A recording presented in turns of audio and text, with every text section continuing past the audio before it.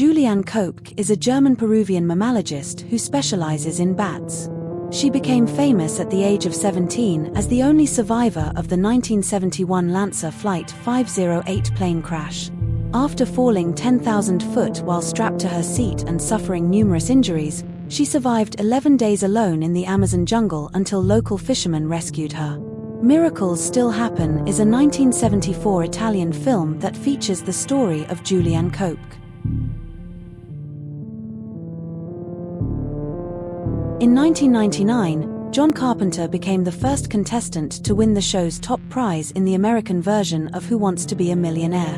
The $1 million question was, which of these U.S. presidents appeared on the television series Laugh-In, with the choices being A. Lyndon Johnson, B. Richard Nixon, C. Jimmy Carter, and D. Gerald Ford. Before answering the question, Carpenter used a lifeline. Phone a friend and called his father. Surprisingly, not for help, but to inform him that he was about to win the $1 million. Carpenter said, "I thought I'd look so cocky if I didn't use any lifelines, so I faked it."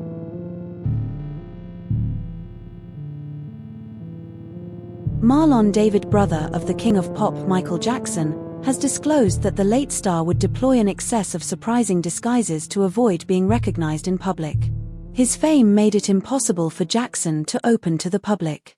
He used to even dressed as a homeless man.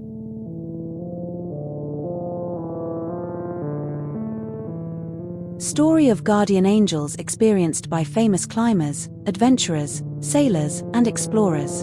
In 1933, Frank Smith, a British explorer, almost became the first person to reach the peak of Mount Everest. The journey was dangerous through the sweeping wind, snow, ice, and low oxygen. Smith continued but never made it to the top. He missed it by 1,000 feet. He was alone, but all the time he had a strong feeling that he was accompanied by a second person. At one point during climbing he reached into his pocket, pulled out a piece of Kendall mint cake, broke it in half, and turned around to give the other half to a companion. But there was no one there.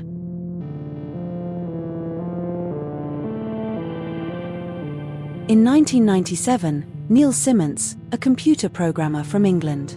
He used to go to the bottom of his West of England garden every night and imitate the call of wild owls for the past 12 months. He thought there was a success in his communication with birds. Unless his wife, Kim, was telling Fred's wife, Wendy, neighbor, about his owl watching and describing how simians got the owls to hoot back. Fred's wife said, "That's funny, that's just what Fred has been doing for the last 12 months.